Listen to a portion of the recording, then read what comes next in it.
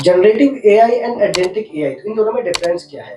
सबसे पहले आया था परसेप्शन एआई, उसके बाद आया है जनरेटिव एआई और उसके बाद अब एजेंटिक एआई हमें देखने को मिला है। एजेंटिक एआई के बाद जो नेक्स्ट प्लान है वो है फिजिकल एआई। फिजिकल एआई मतलब बिल्कुल लाइव एक ह्यूमन की तरह एआई सबके सामने होगा और वो सारे काम करेगा। तो इन दोनों में अगर आप डिफरेंस देखो, जनरेटिव एआई में आप चैट जीपीटी पे चले जाओ या फिर डीप सीक पे चले जाओ, ये दोनों के दोनों जनरेटिव एआई।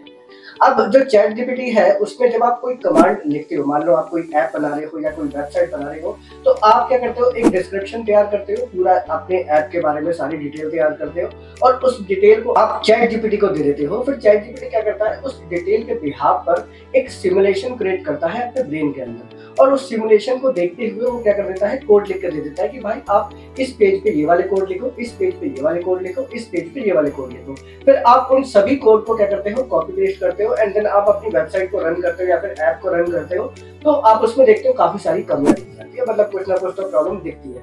लेकिन अब उन प्रॉब्लम को सिर्फ कोड के जरिए जनरेटिव एआई देख सकता है, लेकिन लाइव उस वेबसाइट को नहीं देख सकता। आप उसको स्क्रीनशॉट भेज सकते हो, भेजना चाहे तो वो स्क्रीनशॉट को डिटेक्ट करके शायद अच्छा रिजल्ट वो दे दे, लेकिन स्क्रीनशॉट इतना काम आता नहीं है जनरेटिव एआई में तो बिल्कुल। तो ऐसे केस में क्या करना पड़ता है, मैनुअली हम लोगों को जाकर के जनरेटिव एआई को ठीक करना पड़ता है, मतलब जो कोड होते हैं उसको ठीक करना होता है कि भाई कोई फ्रंट एंड का उसने व्यू खराब कर दिया या फिर हेडर में कुछ कलर में कुछ कर दिया या फिर उसने कुछ बटन ठीक नहीं लगाए, तो आप क्या करते हो, वहां पर प्रोग्रामिंग खुद से मैनुअली जाके करते हो। इवन आप जनरेटिव एआई में ये तक देखोगे, जब आप लॉजिक लिखवाते हो उनसे, लॉजिक फॉर एग्जांपल आप मान लो एक टिकट बुकिंग सिस्टम बनाते हो, तो टिकट बुकिंग सिस्टम में कई सारे लॉजिक लगते हैं। पहला लॉजिक कि भाई पहले से ही मान लो यूजर की टिकट बुक है, अब वो दोबारा एक और नई टिकट बुक करना चाह रहा है, तो एक लॉजिक दे देते हैं कि भाई उसको पॉपअप मैसेज दे दो कि भाई आपने पहले ही एक टिकट बुक कर रखी है तो आप दूसरी टिकट बुक नहीं कर सकते, आपको दूसरी आईडी चाहिए होगी अगर आप दूसरी टिकट बुक करना चाहते हो। तो ये एक लॉजिक हो गया कि भाई पहले क्या करेगा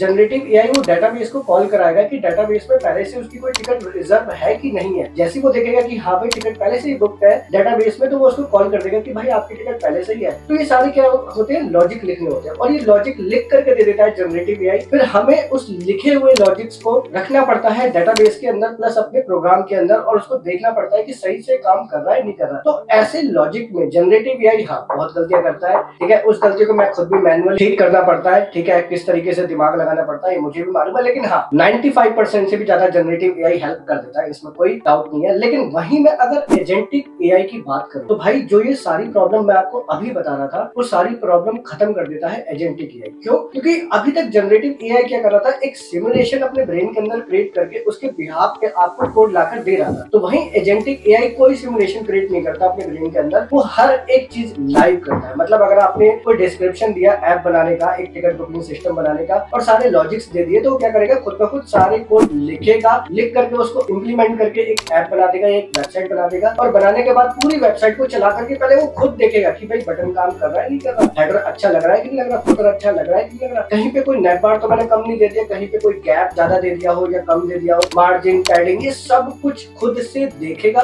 उसके बाद आपके पास ला करके परोस देगा कि देखो भाई मैंने ये। तो उसके बाद आप बोल दोगे कि नहीं यार इसमें ये कमी दिख रही है, तो बोलेगा ठीक है मुझे एक बार देखने दो। एजेंटिक एआई ऐसे ही वो बोलता है भाई देखने दो, वो चेक करता है पूरे वेबसाइट को, ठीक है, कोड को तो चेक करता ही करता है प्लस उसके लाइव प्रीव्यू को भी वो चेक करता है, स्क्रीनशॉट ले लेता है, स्क्रीनशॉट में देखता है कि हाँ यार इस बंदे ने ये बात बिल्कुल ठीक कही थी, चलो इसमें कुछ चेंजेस करते हैं। तो एजेंटिक एआई उसके रिस्पेक्ट में ये सारी चीजें चेंज करना स्टार्ट कर देता है। मतलब यहाँ पर जो एजेंटिक एआई अपना रोल प्ले कर रहा है, वो जो ह्यूमंस की हेल्प लगती थी वो बिल्कुल खत्म कर दी है। वो पूरा एजेंटिक एआई आपको सब कुछ बना करके दे रहा है। यहाँ पे सिर्फ आपको कमांड पास करने की भाई ये कर दो वो कर दो, वो सब कुछ एरर वगैरह वो खुद खत्म कर देगा। इवन जब आप जनरेटिव एआई में कोड लिखोगे तो आपको एरर आते हैं, तो आप जनरेटिव एआई को बताते हो कि भाई देखो ये एरर आ रही है, फिर वो सोचता है कि ठीक है ऐसा एरर ऐसी हो सकती है। लेकिन भाई मैं एजेंटिक एआई की बात करूंगा तो एजेंटिक एआई जब देखता है ओ यहाँ पे तो एरर आ रहा है, ठीक है मैं इसको ठीक करता हूँ, लेट मी चेक। मतलब आपको बताने की जरूरत नहीं है कि भाई यहाँ पे एरर आ रहा है, वो पहले देख लेता है कि यहाँ पे एरर आ रहा है, मुझे इसे फिक्स करने दो, तो अपने अकॉर्डिंग उसे फिक्स करता है एजेंटिक एआई। तो ये कमाल है एजेंटिक एआई का। अब आप खुद सोच सकते हो कि एजेंटिक एआई एडवांस है कितने लेवल का as compared to generative AI. तो वहीं सोचो जब फिजिकल एआई आएगा तो क्या हो सकता है। तो अगर आप एजेंटिक एआई को टेस्ट करना चाहते हो तो आप रेपलिट में जा सकते हो। रेपलिट में मैं भी गया था, तो मैंने एक छोटी सी टू डू लिस्ट बनवाई थी उससे एजेंटिक एआई से, तो बाय गॉड उसने कमाल कर दिया था। हालांकि देखो इसके फ्री वर्जन में आप ज्यादा काम नहीं कर पाओगे, आपको इसे खरीदना ही पड़ेगा अगर आप एडवांस लेवल पे काम करना चाहते हो तो एजेंटिक एआई की हेल्प ले। तो हाँ, अगर आप बहुत बड़े प्रोजेक्ट पे काम करना चाहते हो। और हाँ, एक चीज और, ये जो एजेंटिक एआई है ना, आप नोटिस करोगे टाइप स्क्रिप्ट पे कोड लिखता है, जबकि हम लोग जावा स्क्रिप्ट पे कोड लिखते हैं तो वो सीधा टाइप स्क्रिप्ट पे कोड लिखता है। मतलब कंप्लीटली एडवांस लेवल पे वो काम करता है। तो आप सोच सकते हो कि जो एजेंटिक एआई है उसकी पावर क्या है, उसकी ताकत क्या है। एंड नेक्स्ट हम इंतजार करते हैं फिजिकल एआई का। जब फिजिकल एआई आएगा तो क्या होगा, बाकी उम्मीद करता हूँ इन दोनों के बीच में आपको डिफरेंस समझ में आ गया हो। एंड अभी के लिए बहुत बहुत शुक्रिया।